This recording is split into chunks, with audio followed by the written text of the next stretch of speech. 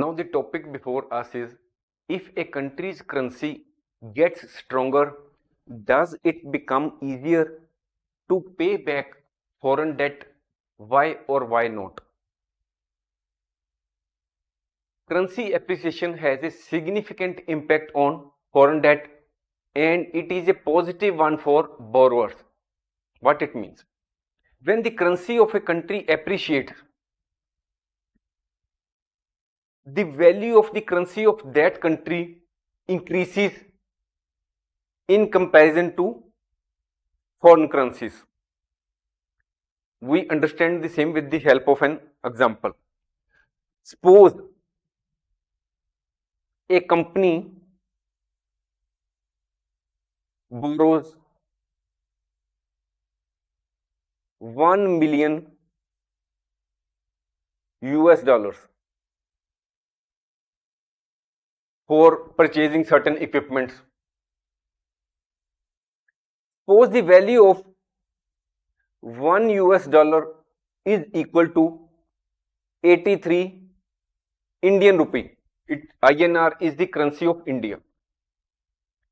So, what is the loan which has been availed by a company or the government of India?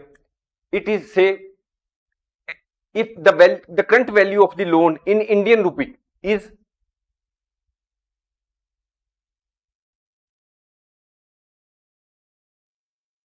$83 million Indian rupee. This is the loan, present day, the value of loan which has been availed by the government of India or any company in India. If Indian rupee weakens,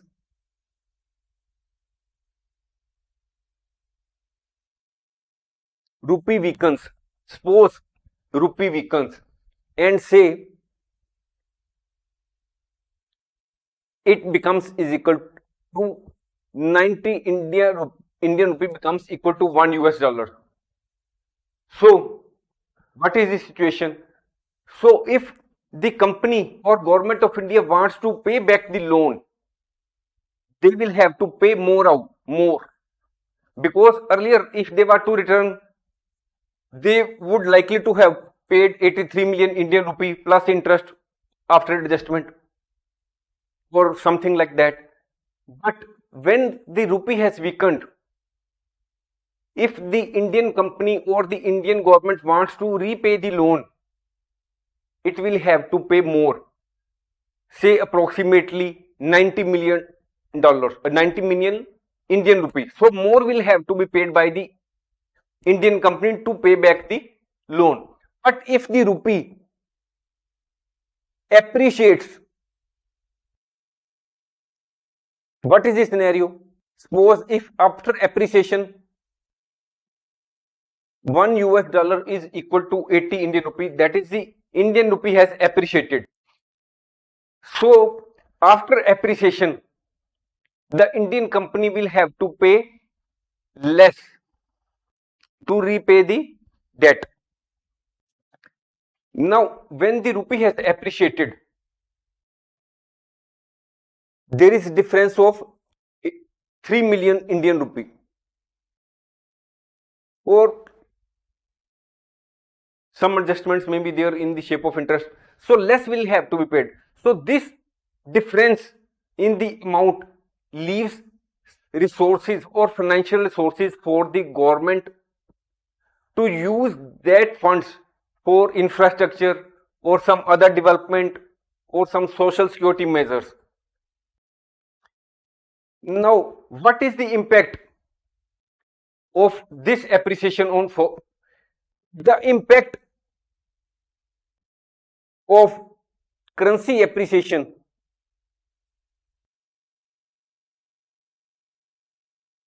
also depends on the size of debt. If you have taken large debt, then even a minor appreciation will result into huge savings for you. If there is large debt, then even a minor appreciation will result into large savings. It is important to remember that currency appreciation is a double-edged sword. On one side, it is beneficial for the borrowers, as they will have to pay less to repay the debt. But at the same time, it adversely affects the exporters of the appreciating country because exports become more expensive for the foreign buyers. Now, the topic before us is what makes a currency appreciate. There are many reasons for the appreciation of the currency of a country. First is high GDP growth. When a country consistently shows high GDP growth, economic performance of the country is good for the last many years. So the investors from all over the world get attracted towards that country. So the demand of the currency of that country increases, which results into the appreciation of the currency of that country. Next is higher interest rates. It may be possible that in any particular country, the yields of financial assets like bonds is higher in comparison to other countries. So the investors from all over the world would like to make investment in the financial assets of those countries, that particular country, which increases the demand for the currency of that country, and due to this, there is appreciation in the value of currency of that country. Next is trade surplus. Trade surplus means exports are more in comparison to imports. When the exports are more, it means that the foreigners have to pay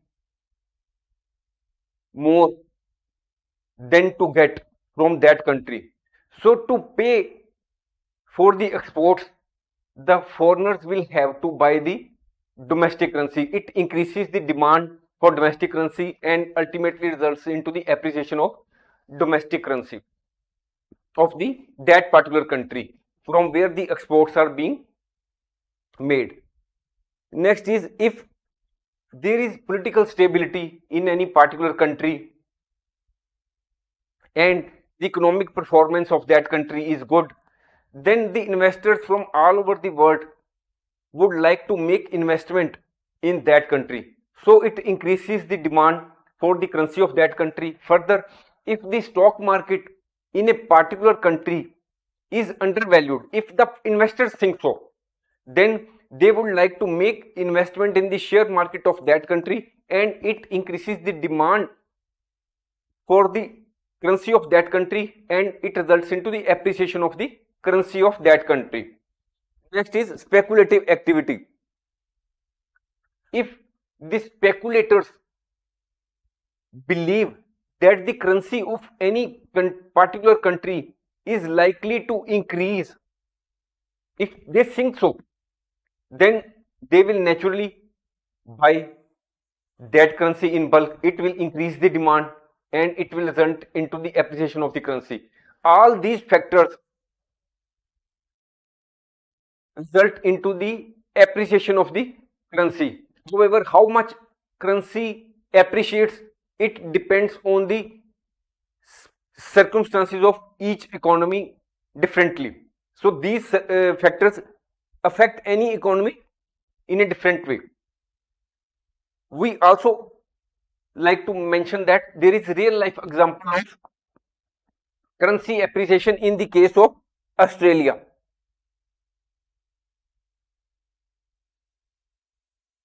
During early 2010s, 2000s, during the early 2000s, Australia witnessed currency appreciation against US dollar because there was high GDP growth, booming was there in mining sector,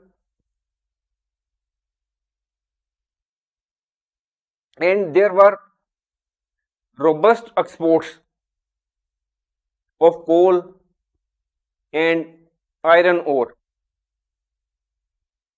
And further, the political environment of that country was stable.